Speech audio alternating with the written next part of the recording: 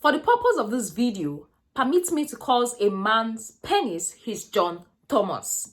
Good day everyone and welcome back to Nurse's Lecture Room YouTube channel. My name is Miss Mary, popularly known as the Nurse with the Difference, and I make learning easy and accessible for all my viewers.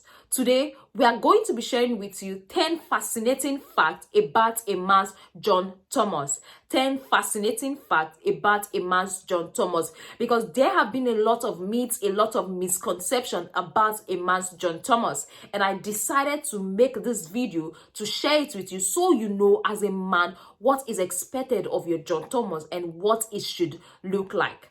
But before we go into details in today's class, if you are new on our YouTube channel, please click on that subscribe button, turn on the notification bell so you don't miss out. For all my returning subscribers, this is not Miss Mary saying thank you. Let's go there.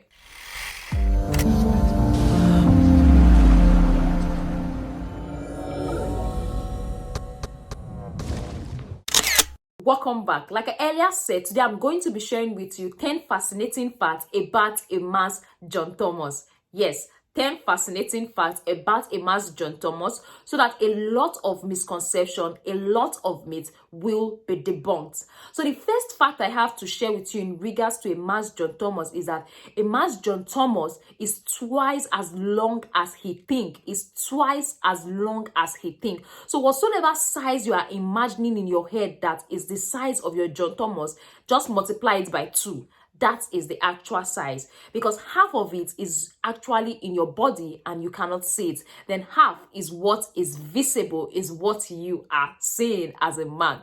Then the second one I have to share with you is that the John Thomas can break.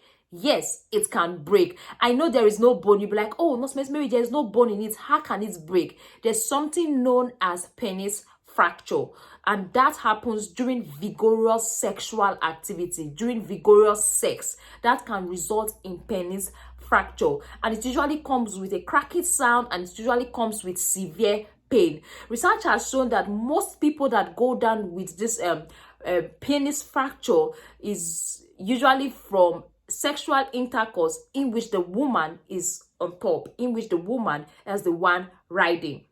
That is that. Then the third fact is that the first erection occurs in the womb. Yes, as a baby, you've already had your erection in your mother's womb. So even before you were born, you've already had erections. They've showed that several scans, during scan, babies usually they see that babies have erection. During their scan, they see that babies have erection. So if you think that is when you become an adult that you see your first erection, that is a lie. Even before you were born as a man, they've already saw it in the scan that you had an erection. So the first erection happened in the womb. Then there's what we call the last erection, the final erection.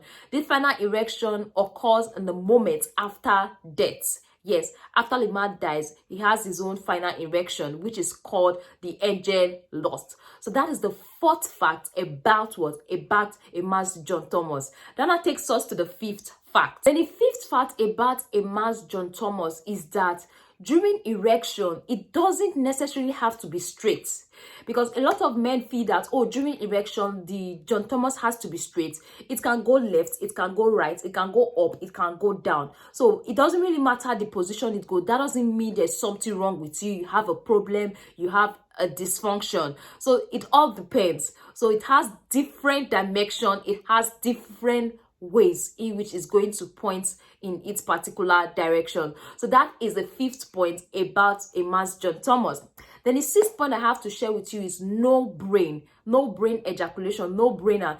What I simply mean by that is that when it comes to ejaculation, what is controlling ejaculation is not a man's brain, but rather the spinal cord. It's the spinal cord that is majorly responsible for ejaculation, not the brain. Though the brain has a little role to play, but major role is from the spinal cord, and that is the spinal ejaculation generation. Spinal ejaculation generation, that area in the spinal cord that controls it. So it is not the brain per se that is involved in the whole ejaculation process. Then the seventh point I have to share with you about a man's John Thomas is the grower and shower. The grower and shower. What I simply mean by that, I'm going to be breaking it so that you understand better. The size in its flaccid state does not determine the size when a man is erect. The size of a man's Thomas in its flaccid state does not determine the size when it is erect. For example, the size of a man's Thomas in its flaccid state is short, it's small, but when it's erect, it becomes longer. The size of a man's penis or Thomas in its flaccid state is long, but when it's erect, it might just add a little inch. It is short, but when it's erect, it might just add a little inch. So the size in its flaccid state does not determine the size when it is erect. So I want you to take note of that so you don't get that misconception, like the bigger the size in its flaccid state, the bigger it is when it is erect. Because some men, they might have it small in its flaccid state, but when it is erect, it becomes bigger. So that is what the grower and shower is simply talking about. Then the eighth fascinating fact I would like to share with you is in regards to the dimension of the John Thomas. There are myths surrounding it that the bigger your foot, the bigger the dimension of the John Thomas. But that is not true. Recent research that was done in 2006 states that there's a relationship between a man's John Thomas and his age, height, and the length of the index finger, but not the foot. So you take note of that. Then the ninth point I have to share with you was a misconception that was circulating that cornflakes stops masturbation, because the man Kellogg's cornflakes that introduced cornflakes actually started producing cornflakes with the mindset that it is going to stop the youth from involving themselves in masturbation. But in general, too much sugar or less sugar does affect a man's testosterone level. So that does not stop masturbation. Cornflakes generally does not stop masturbation as they were meant to believe. Then the last point I have to share with you is a man with a good testosterone level is likely going to have early morning erection. Early morning erection, and also a lot of erections at night before they wake up. These are normal and not something you should be perturbed or worried about. These are the 10 fascinating facts I have to share with you in regards to a man's John Thomas. And I hope this video is beneficial and it has been able to debunk a lot of misconception that has been flying about. Thank you very much for staying tuned. Thank you very much for watching this video. Don't forget to like, don't forget to subscribe, and also don't forget to share with a friend if you got value. For all my returning subscribers, this is Nurse Mercy saying thank you. Bye, and see you in our next video.